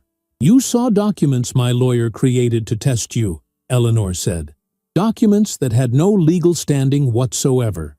You never thought to verify them with the county recorder's office. You just assumed that because I told you something, it must be true. That was your first mistake, trusting that I was as helpless and confused as I appeared to be. Derek's phone buzzed. He pulled it out reflexively, read the message, and his face went gray. The bank just froze my accounts, all of them. My credit cards are declined. What did you do? I withdrew my financial support, Eleanor said simply. That salary you're so proud of. 60% of it comes from a discretionary bonus fund I control through Harrison Financial Services, a company I own. Did you really think you earned $195,000 a year through merit, Derek? You're barely competent at your job. You've been coasting on nepotism you didn't even know existed. And now that safety net is gone. Derek staggered to the nearest wall, leaning against it for support. You own Harrison? No. I've worked there for 11 years. I've earned every promotion. You've earned nothing, Eleanor said, her voice cutting. Every raise, every promotion, every accolade was orchestrated by me through intermediaries. I gave you opportunities to prove yourself, to show character and competence. Instead, you've spent 11 years being mediocre and blaming others for your failures. Well, now you get to see what your actual market value is. Without my support, you're unemployable in your field. Word travels fast in financial circles. By Monday morning, every firm in the region will know you were a nepotism hire with no real skills. Derek's phone buzzed again and again, message after message flooding in. Rachel could see him reading them, watching his face cycle through disbelief, panic, and finally rage. You can't do this, he said, his voice shaking. You can't just destroy my career because you're angry about some misunderstanding. This isn't a misunderstanding, Rachel said. This is consequences for abandoning your mother and leaving her to die, for planning to frame me for her death, for stealing from her, lying to her, abusing her for months while you waited for her to die so you could inherit money that was never going to be yours. She's my mother, Derek shouted. Everything she has should come to me. I'm her son. I'm her family. You're nothing to me, Eleanor said, and her voice was colder than Rachel had ever heard it. You stopped being my son the moment you kicked my wheelchair, the moment you laughed about my deterioration, the moment you planned my death like it was a business transaction you were impatient to close. The front door opened again. Brandon walked in, clearly having been summoned by Derek's frantic texts. He took one look at the transformed house and froze. "What the hell is going on?" "We've been caught," Derek said bitterly. "Mom's been faking. She's been recording everything. She knows about the medications, about Vanessa, about all of it." Brandon's face went white. His eyes found Eleanor sitting in her wheelchair, very much alive and very much aware. "But you couldn't even talk. You couldn't move. I saw you. Every day for months. You saw what I wanted you to see," Eleanor said. An old woman too weak to fight back, too confused to understand what was happening, too helpless to defend herself. "And you showed me exactly who you are when you think no one's keeping score. You showed me that you're willing to kill your own mother for $300,000 you thought I had."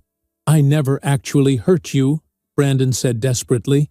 "I swapped some pills, but you're fine. You're sitting there fine. No harm done." "No harm?" Eleanor's voice rose for the first time. "You admitted on camera to attempting to murder me. You swapped my cardiac medication for sugar pills. You told your friend you were killing me in slow motion. You kicked my wheelchair. You spit in my food. You called me a waste of space, a burden, something to be disposed of, and you're claiming no harm done?" Brandon looked to Derek for support. Derek was staring at his phone, watching his entire life disintegrate in real time through banking alerts and text messages. "We can fix this," Brandon said. "Mom, listen, we made mistakes. We were stressed, and we said things we didn't mean. But we can work this out as a family. We can—" "You're not my family," Eleanor said flatly. "Family doesn't abandon each other. Family doesn't plot each other's death. Family doesn't treat each other like obstacles to overcome on the way to an inheritance. You're strangers who happen to share my DNA. Nothing more." The doorbell rang. All 4 people in the living room froze. Rachel walked to the door and opened it. A woman in her early 50s stood on the porch, flanked by 2 uniformed police officers. Behind them, Rachel could see unmarked vehicles pulling up to the curb. Men and women in suits emerging. The carefully orchestrated final act beginning. "Ms. Hartwell?" the woman said. "I'm Sarah Mitchell, county prosecutor. We spoke on the phone earlier." "Come in," Rachel said, stepping aside. Sarah Mitchell entered the living room with the confidence of someone who had done this many times before. She looked at Derek and Brandon with an expression of professional detachment. "Derek Hartwell? Brandon Hartwell? I'm here to inform you that you're both under arrest."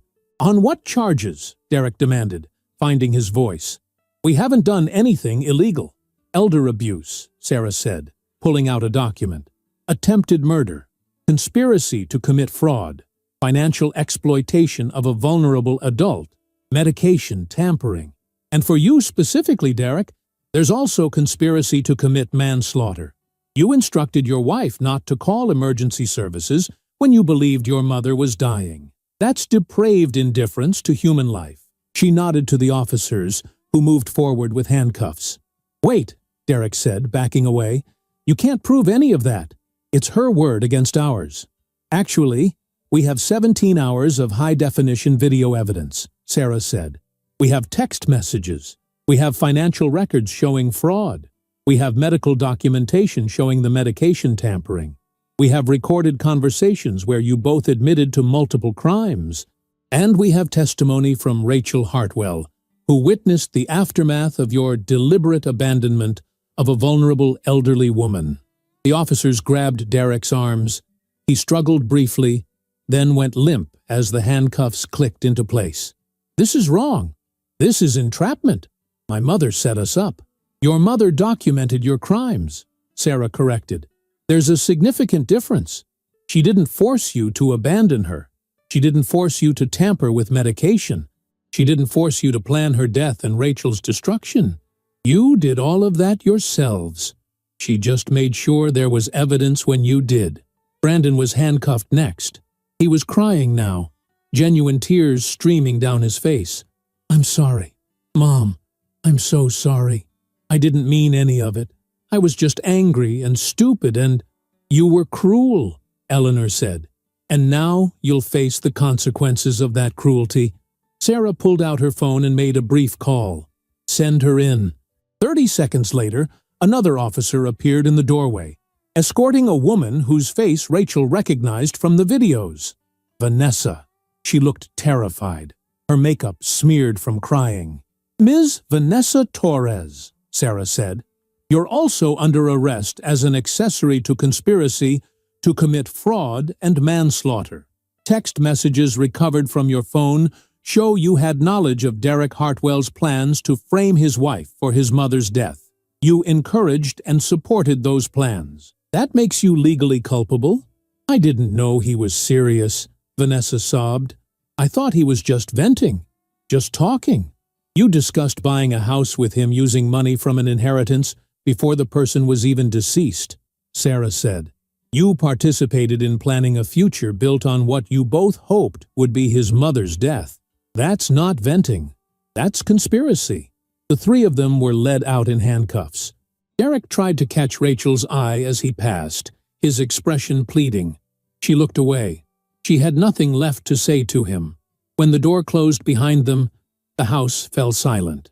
Sarah Mitchell pulled out a tablet and showed Eleanor a series of documents. These are the formal charges. The arraignment is scheduled for Monday morning. Given the evidence, I'm confident we'll get no bail for Derek and Brandon. Vanessa might get bail, but it'll be substantial. What are we looking at for sentencing? Eleanor asked. Elder abuse with intent to harm carries up to 15 years. Attempted murder could add another 20. Conspiracy charges, fraud, the medication tampering. We're looking at 30 to 40 years combined if they're convicted on all counts. They'll likely be offered plea deals, but even with cooperation, they're looking at significant prison time. Good, Eleanor said simply. Sarah turned to Rachel. You'll need to give a formal statement about what you witnessed when you returned home, about the condition you found Eleanor in, about Derek's instructions to delay calling for help. Are you prepared to testify if this goes to trial? Absolutely, Rachel said without hesitation. Excellent. Sarah packed up her tablet. I'll be in touch about the deposition schedule. In the meantime, you're both safe. They won't be getting bail. They won't be able to contact you. It's over. Ace. After Sarah left, Rachel and Eleanor sat in the transformed living room, surrounded by elegant furniture and warm lighting. The house was finally quiet. What happens now? Rachel asked. Eleanor was quiet for a long moment. Now, we rebuild. You filed for divorce. It'll be uncontested given the circumstances. The house was never in Derek's name, so there's no property to split. You keep whatever assets are actually yours. Everything else disappears with him. What about you? What will you do? Eleanor smiled, and this time it reached her eyes. I'm 72 years old, Rachel. I've spent 6 months playing helpless to expose my son's true natures. I think I've earned some honesty, some freedom to be who I actually am again. She stood up from the wheelchair, leaving it behind without a second glance. I'm going back to work, not full-time, but as a consultant. The company I built doesn't need me to run it day to day anymore, but there are projects I've been wanting to pursue. Mentorships I want to establish, legacies I want to create. And what about me? Rachel asked. I've spent 6 years of my life married to someone who saw me as a paycheck. I don't even know who I am outside of that anymore. Eleanor sat down beside her on the cognac leather sofa. You're a talented architect who's been undervaluing herself because someone convinced you that your worth was measured in your usefulness. You're a kind person who took care of someone she thought was helpless, even when it cost her time and energy she didn't have to spare. You're someone who, when shown the truth, had the courage to stand up and fight back instead of making excuses or looking away. She reached into her pocket and pulled out a business card. This is my personal attorney. He's already drawn up papers creating a trust fund in your name, not charity, an investment in someone who's proven herself worthy of investment. Use it to start your own firm if you want. Use it to take a year off and figure out who you are. Use it however you see fit. Rachel looked at the card, then at Eleanor. Why?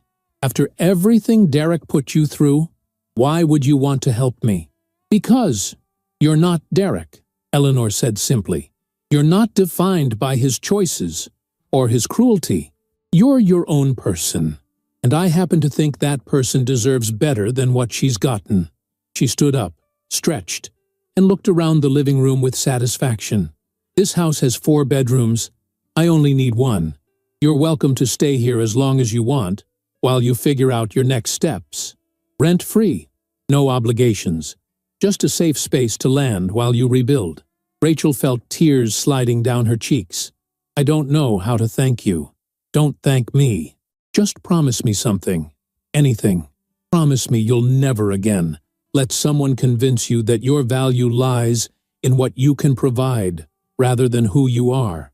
Promise me you'll demand to be loved for yourself, not for your usefulness. Promise me you'll be fierce and strong and unwilling to settle for less than you deserve. Rachel nodded, unable to speak around the lump in her throat. Eleanor squeezed her shoulder once, then headed toward the back bedroom to finally rest in a real bed, in a real home, free from pretense and performance. Rachel sat alone in the beautiful living room, watching early morning sunlight stream through the windows. Somewhere across town, Derek and Brandon were sitting in holding cells, their futures destroyed by their own cruelty. Somewhere in the city, Vanessa was making bail calls, her life in ruins for choosing greed over integrity. And here, in this elegant house that had been hiding in plain sight for months, 2 women who had saved each other were finally free. 3 months later, the courthouse steps were crowded with reporters when Rachel emerged from Derek's sentencing hearing. She kept her head down, ignoring the shouted questions, and walked to the car where Eleanor was waiting. 15 years, Rachel said, as she slid into the passenger seat. No possibility of parole for 12. Eleanor nodded. Brandon got 12 years. Vanessa got 3 years of probation and 500 hours of community service. The judge said she'd serve time if she violated probation in any way. It's over then. Actually over. It's over, Eleanor confirmed. They drove in comfortable silence back to the house. In the 3 months since Derek's arrest, Rachel had filed for divorce, started therapy, and begun the process of rebuilding her life. The divorce had been finalized 2 weeks ago. Uncontested, just as Eleanor had predicted. Derek had nothing to fight for, and no resources to fight with. Rachel had also started her own architectural firm, Hartwell and Associates Design. Small for now, just her and 2 junior architects, but growing steadily. Her first project had been designing a luxury assisted living facility for Eleanor's foundation, a place where elderly people would be treated with dignity, respect, and genuine care. Eleanor had thrown herself back into business with renewed energy. She served on 3 boards, mentored young women in finance, and had started a foundation dedicated to elder abuse prevention and prosecution. The 2 women had become partners in multiple ventures. But more than that, they had become family. The real kind. The kind built on respect and trust, rather than blood and obligation. As they pulled into the driveway, Rachel noticed a for sale sign going up in the house across the street. New neighbors soon. Fresh starts all around. Inside, Eleanor headed to the kitchen to make tea while Rachel checked her email. There was a message from a potential client wanting to discuss a project, another from her therapist confirming their appointment, a third from a professional organization inviting her to speak at an upcoming conference. Her life was full, busy, hers. Eleanor returned with 2 cups of tea and settled into her favorite chair in the living room. I got an interesting call today from a woman who saw the news coverage of Derek's trial. She thinks her son is financially abusing her, but she can't prove it. She wanted to know if I could help. Rachel looked up from her laptop. What did you tell her? Eleanor's smile was sharp. I told her to document everything, install cameras if she needs to, protect herself legally, and that if she needs resources or support, my foundation has people who can help. You're going to make this your mission, aren't you? Helping other people in similar situations. Someone has to. Eleanor said. Elder abuse is epidemic, and most of it happens behind closed doors where no one can see. If my experience can help even one person protect themselves or expose an abuser, then the 6 months I spent pretending to be helpless will have been worth it. Rachel closed her laptop and picked up her tea. Do you ever regret it? The deception? The months of pretending? Eleanor considered the question carefully. I regret that it was necessary. I regret that my own sons proved to be the kind of people who would abuse a vulnerable parent. But do I regret exposing the truth? Never. The truth is the only foundation worth building on. Everything else is sand that shifts the moment pressure is applied. They sat together as the afternoon light faded to evening. Outside, the neighborhood was quiet, peaceful. Inside, 2 women who had walked through fire together were finally, genuinely at rest. Rachel's phone buzzed with a text from her lawyer. The final property settlement had been processed. Derek's name had been officially removed from every document he'd fraudulently claimed to be on. He owned nothing. He was nothing. And Rachel owned herself completely for the first time in 6 years. 1 year later, the grand opening of Hartwell Sanctuary, the assisted living facility Rachel had designed and Eleanor had funded, was attended by over 200 people. City officials, medical professionals, social workers, and families of future residents filled the elegant common areas. Rachel stood at a podium, looking out at the crowd. This facility represents more than just architecture. It represents dignity.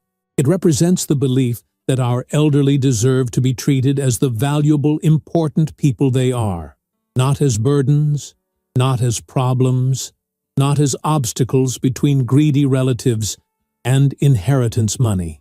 She paused, letting her words sink in. A year ago, I learned that my husband had been planning to let his mother die so he could inherit what he thought was her money. He saw her as expendable, useful only for what she could provide after death. He was wrong. She was valuable. She is valuable. And every person who will live here is valuable. We will treat them that way, always. The audience applauded. Eleanor, sitting in the front row looking elegant in a tailored suit, smiled with genuine pride. After the ceremony, Rachel found Eleanor on the terrace overlooking the facility's gardens. Thank you, Rachel said, for everything, for trusting me with this project, for believing in me when I didn't believe in myself. You earned every bit of that belief, Eleanor said. You took a nightmare and turned it into something beautiful, something that will help people for years to come. That takes strength, character, vision. I learned from the best, Rachel said. Eleanor laughed. Flattery, but I'll accept it. They stood together watching the sun set over the gardens Rachel had designed. Below them, families toured the facility. Elderly people smiled at the beautiful spaces, the thoughtful details, the clear message that they were valued and respected. Derek's up for his first parole hearing in 11 years, Eleanor said quietly. He'll be denied. The nature of his crimes, the lack of remorse he showed at trial, the victim impact statements. He's serving the full 15 years. Good, Rachel said. Brandon's already tried for early release twice, denied both times. Also good. And Vanessa? Eleanor smiled slightly. She violated probation 3 months ago, tried to leave the state without permission. She's serving 18 months now. Her professional license was permanently revoked. The system worked, Rachel observed. For once. For once, Eleanor agreed. Because we made sure it had everything it needed to work. Evidence, documentation, truth. Rachel's phone buzzed with a photo from her new boyfriend, a fellow architect she'd met at a professional conference 6 months ago. Someone who valued her mind, respected her work, and treated her like an equal partner. Someone who had no idea she'd once been married to a man who saw her as a walking paycheck. She showed Eleanor the photo. He wants to know if we're free for dinner Friday. Eleanor looked at the picture and smiled. He looks kind, is he? Very. Almost annoyingly so. He apologizes when he's 5 minutes late. He asks about my day and actually listens to the answer. He treats waitstaff with respect. He volunteers at a youth center on weekends. It's almost suspicious how decent he is. Some people are just genuinely good, Eleanor said. You deserve one of those people. After Derek, you deserve someone who sees your value. We both do, Rachel said. We both deserve to be surrounded by people who choose kindness over cruelty.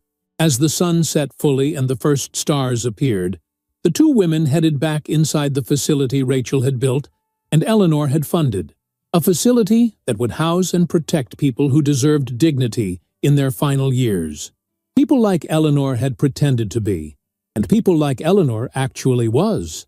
The irony was not lost on either of them. Final scene. On a warm Sunday afternoon, 2 years after Derek's arrest, Rachel and Eleanor sat in the garden of the house they now officially co-owned. Legal papers had been drawn up, making them partners in the property. Not landlord and tenant, not benefactor and charity case. Equal partners. Rachel's architectural firm had grown to 12 employees. Eleanor's foundation had helped prosecute 14 elder abuse cases and provided resources to hundreds of families.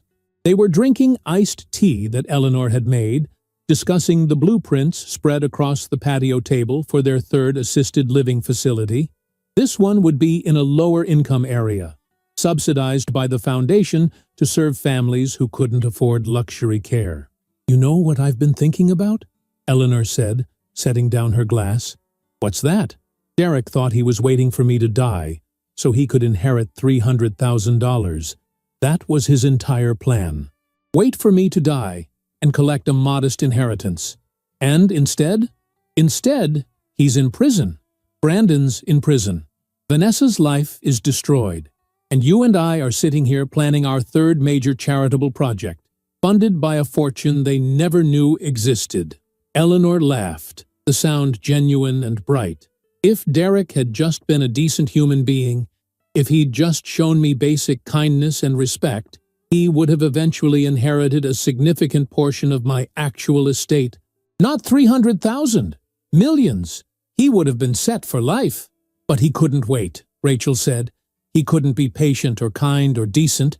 He had to scheme and manipulate and abuse. And in doing so, he guaranteed he'll get nothing. Ever. Eleanor raised her glass of iced tea. To Derek and Brandon. May they enjoy their prison cells and think about what they could have had if they'd just been good people. Rachel clinked her glass against Eleanor's. To us. For being smart enough to outsmart them.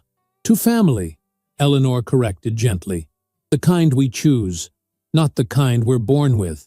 They drank together as the afternoon sun bathed the garden in golden light.